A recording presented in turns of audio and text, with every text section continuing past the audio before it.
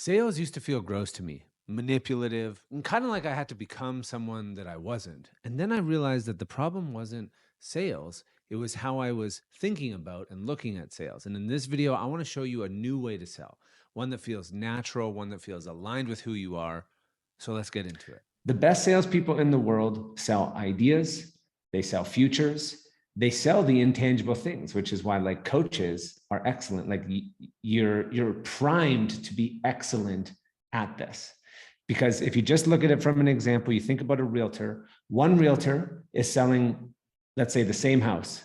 And they go in and they're like, here's the bathroom, here's the 3 bedrooms, and it has a pool in the backyard and it has a great garage. Great. Another realtor, same house, goes in and says, here's the 3 bedrooms where your kids are going to be growing up. Here's the pool where in the summer, you're going to be able to have amazing summer parties, hot tub over there, cook and barbecue with all your friends. This is going to be a great spot for that. Did you say you work on cars? Oh, there's like a hoist in the garage. Then you can work on your car, right? There's like a difference in same house, different words, different experience. So is that making sense so far? Yeah, wrong. Yep. Okay, cool. All right. So soulful sales, how to sell more in a way that feels good.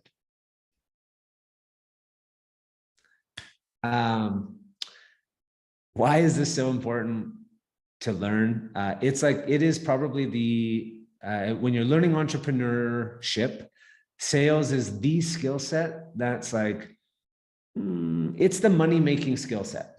Okay. All the other things are like supporting this, which is the money-making skill set. Why is there a guy with a basketball in this picture? I wanted to make a distinction. I was thinking of a metaphor for this because up until this point, we've talked a lot about marketing, right?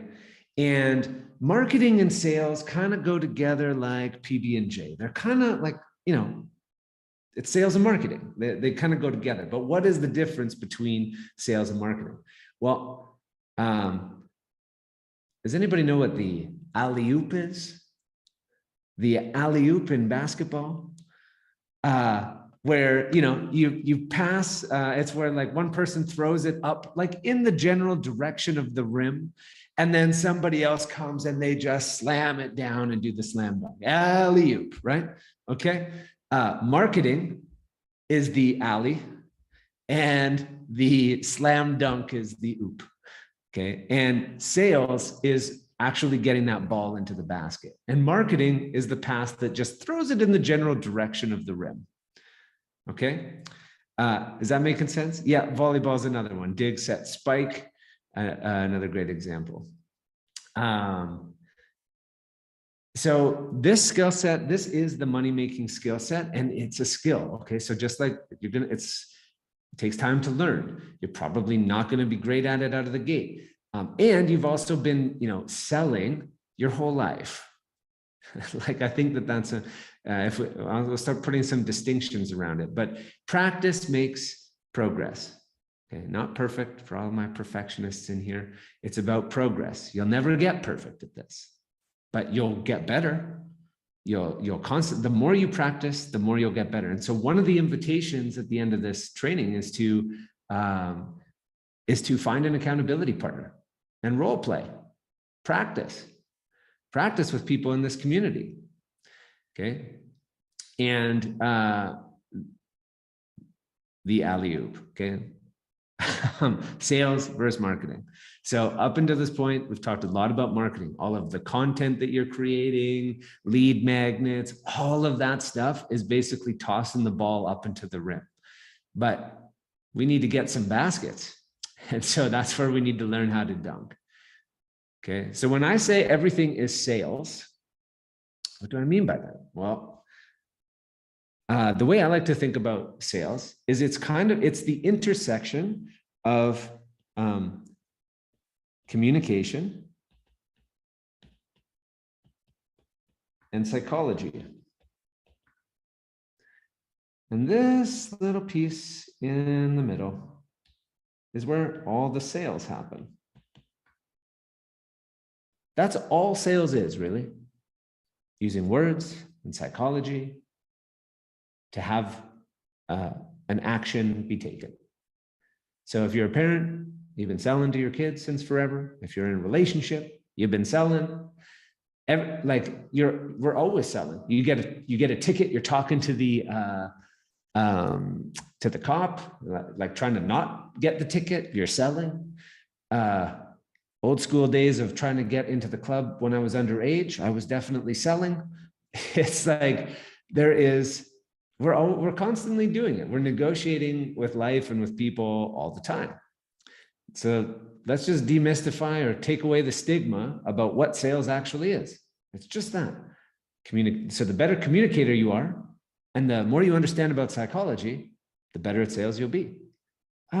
Really great that we have a bunch of coaches and therapists in here. I feel like this is why sales is like therapy. This is why we coach the conversion. It's the distinction between selling and serving is so thin that it's really the same thing. Just there's a thin line, and on the other line of that, you typically get paid. So that's really the only distinction. Okay. But we're going to have to break an old paradigm. We're going to have to break this idea about what it means to sell. And so this old philosophy of sales kind of, I feel like, was instilled into the collective psyche in the 70s, 80s, and 90s with movies like, what is that? Like Boiler Room, even Wolf of Wall Street. What's that other one?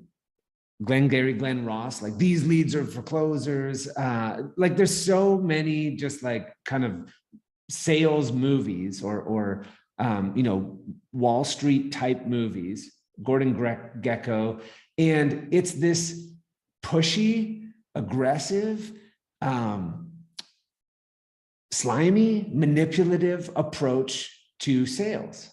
And so the reason that there's so much aversion to it is because that's what we typically think, consciously or unconsciously, that typically exists. That identity of selling exists somewhere in our psyche. And if we don't acknowledge it, address it, create some space for something new to appear there, we will resist sales, and we will not make sales for the very reason that if we did, on some level, we would be like these creepy guys.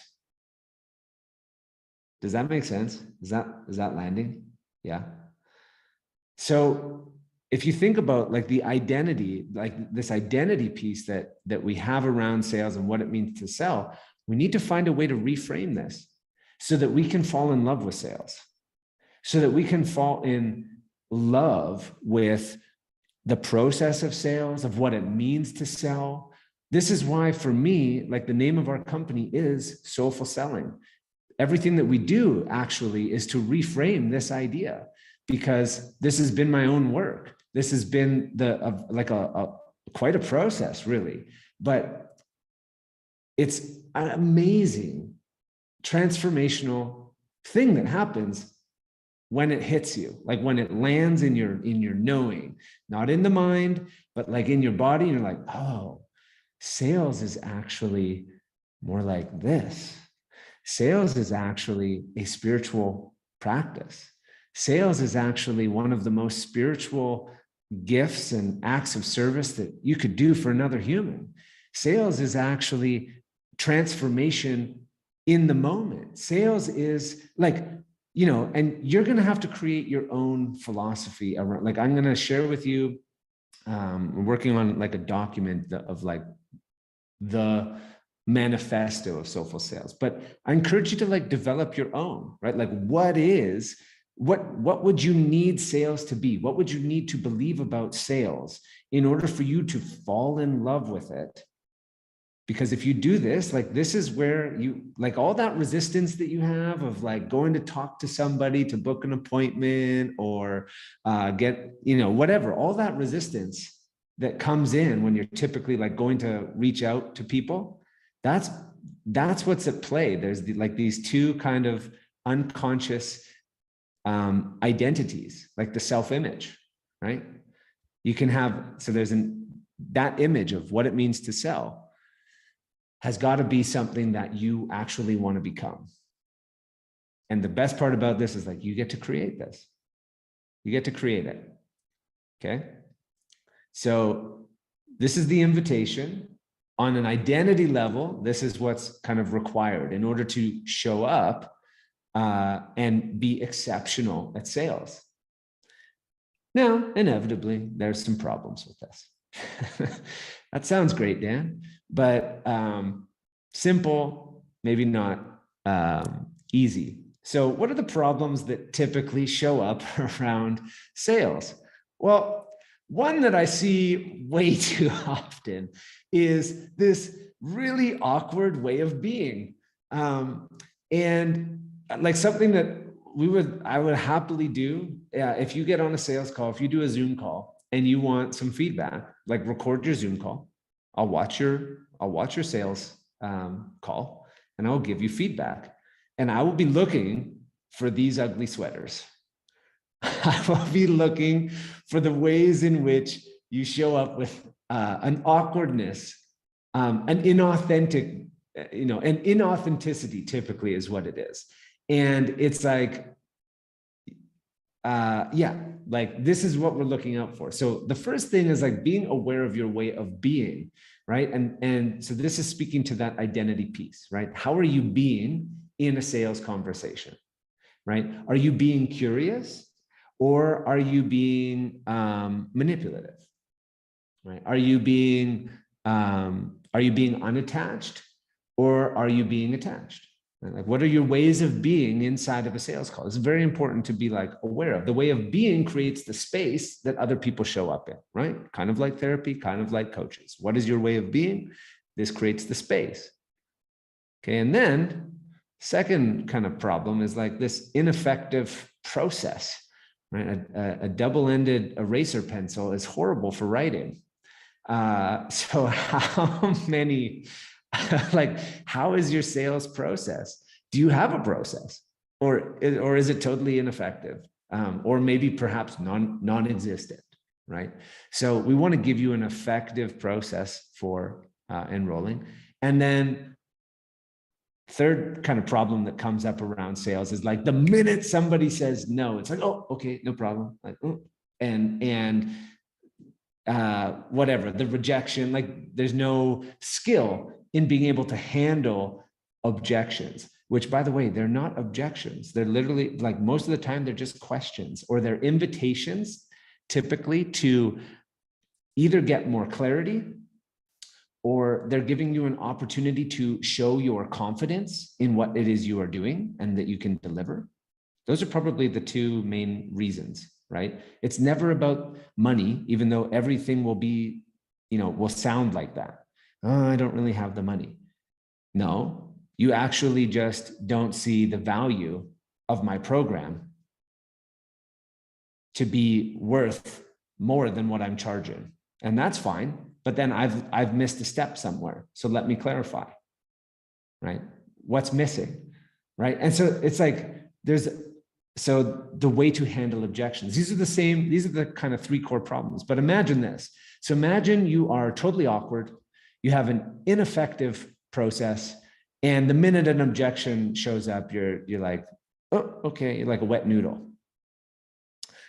What is the probable, almost certain future of somebody who sells in this way?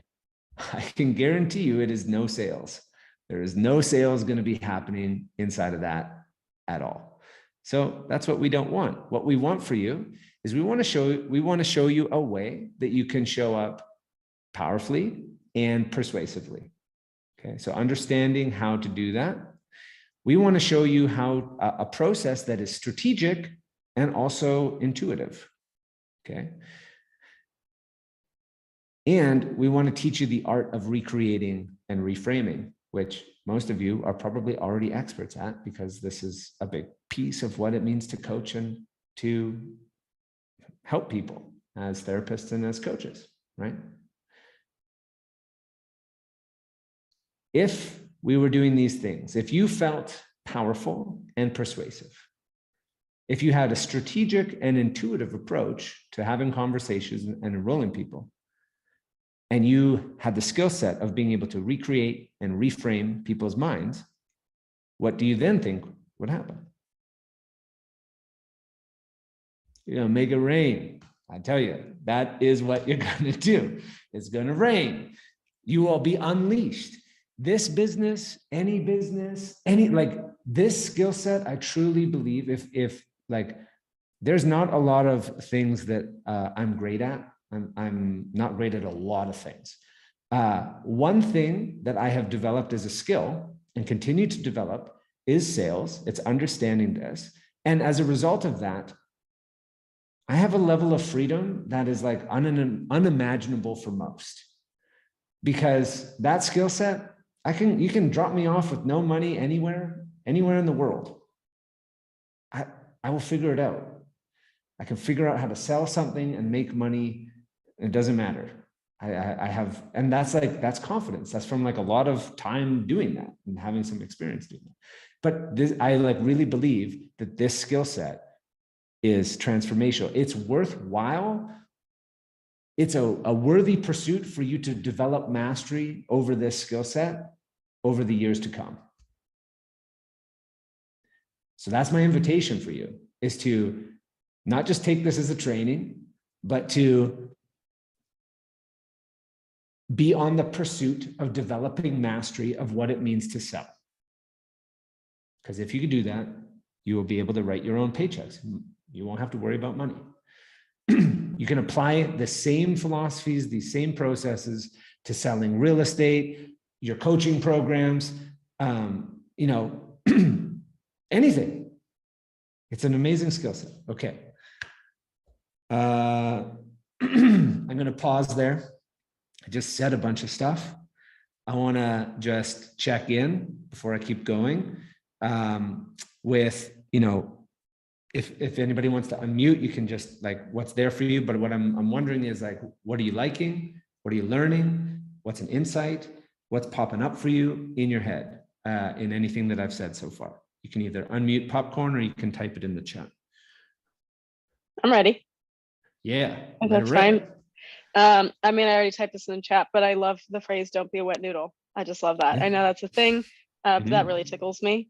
And I think I like the piece about like what your perception of a salesperson is kind of being almost like a subconscious predictor of how you're going to show up, because if you're going to continually equate that with being manipulative or slimy or whatever, then there's going to be a block of like, well, I don't want to be that, so I'm not going to do that thing.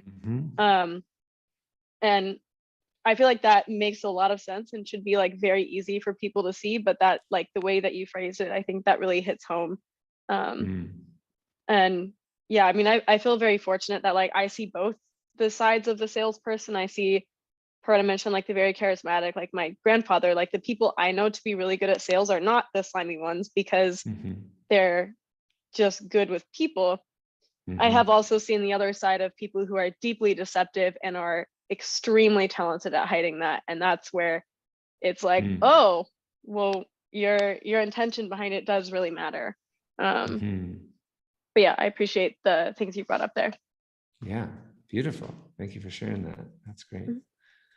I have two things real quick that popped up was, you know, the reminder, you know, sales is, you know, you led with its enrollment, right? And it's everywhere, right? And you're enrolling or being enrolled, you know, that's the bottom line. That's the name of the game, right? Wherever you go. And how this is, you know, being in the space of being in service, and how important it is to create all of these steps that we're creating here in the avocado, because there's this, the awkwardness for me is that like, I'm still not familiar with the steps because I'm just learning the steps myself. So it's just like, and then I get stuck and then boom, I just go somewhere else. And I completely screwed up in a sales call not too long ago that I feel really bad. I feel so bad that after that, I have it posted right here. like right above my head, making sure like it says, make sure to remind me to be grounded and connect, Mm. serve, acknowledge, and get curious. Everything Mhm. else is a bonus. Just forget it. Just be here, connect, and be in service. And yeah. So Beautiful. yeah, that's what came up for me. I love that. Thank you for sharing that, Raquel. That's really great. I see, yeah, Yvonne, perfect. Yeah, to add to that, actually, that is for me, that missing piece, Raquel, is the I feel like I am curious, I am connected for the most part, and I definitely am in service. And then I get swept away with not having a proper system in place and giving away way too much of my time, or giving away the whole thing for free, basically, and then growing resentment around that. So I loved how that just transitioned into my bigger aha, which is I don't have a proper process. And that's what I feel is the missing piece for me right now, in addition to still fine tuning some of the other problems that you mentioned as well, Dan. But that one is my big one, is process. Beautiful. I love that. Okay, cool. So yeah, a little bit of everything in there. Jay, Yeah.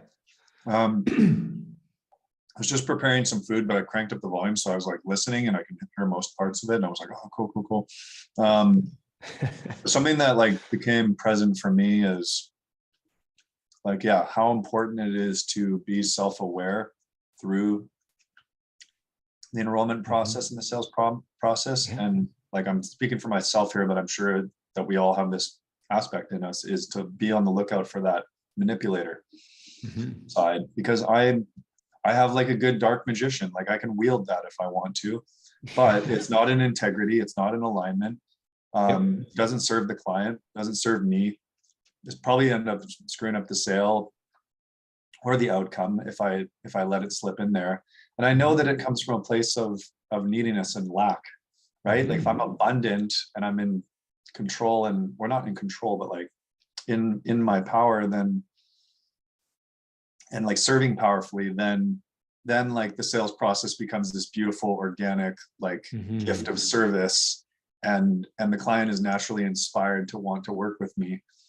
But if I'm coming from a place of deficit or lack, then like that needy part that is going to try to control and manipulate in order to get those needs met, will kind of like come in, and whether it works out to whether it leads to a sale or not, it doesn't feel good. Like at some level, your soul registers that as like, oh, I just kind of like tricked this person. So I don't know. I've just felt like that's worth presencing. Totally. Yeah, that's really great awareness. I think that's like really important to be aware of, as you were just sharing that. And two things pop up in my thoughts around that is like the Carl Jung quote, where it's like, if we don't make the unconscious conscious, it will direct our lives and we'll call it fate. It's like these, I probably butchered that, but you get what I'm saying. It's like the like that unconscious, the dark magician, or like these archetypes that exist within us. If we shine, this is like, then you get into shadow work, right? It's like, can you embrace that? Can you accept that part of yourself, that it's there? Can you have awareness of it? But to simplify, without going down into the depths of shadow work, and needing to make friends with the thousands of archetypes that we have within ourselves, an easy way, a binary way for me, that I often will remember, that I was really grateful to have learned from a mentor of mine. And it was a really clean distinction of what that abundant versus scarcity mindset looks like.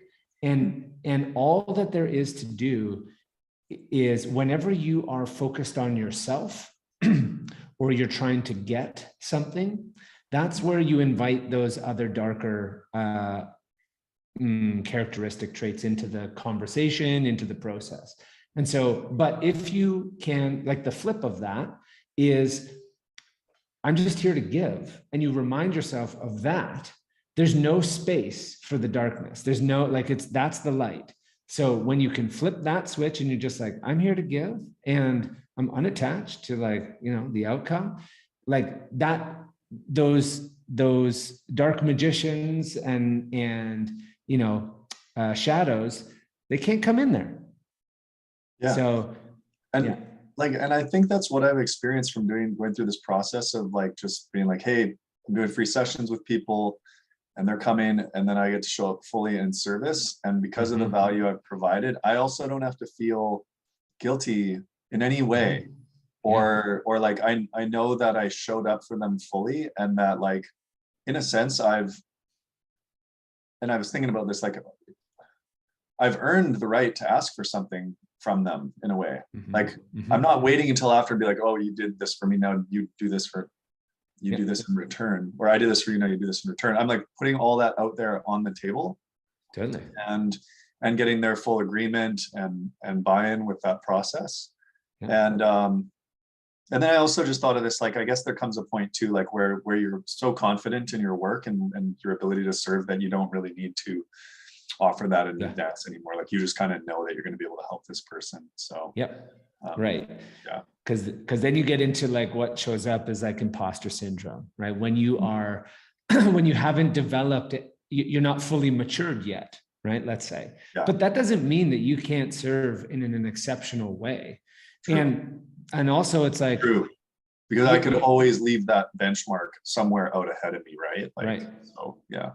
Yeah, you got it, man. Beautiful. Okay. I also love, I was just reading what Kendra wrote here as well. It's like, this is so true. If you, like, you know, that idea of the way that you start your morning kind of sets the tone for the day. The way you enroll your clients sets the tone for the whole engagement that you're going to go through with them.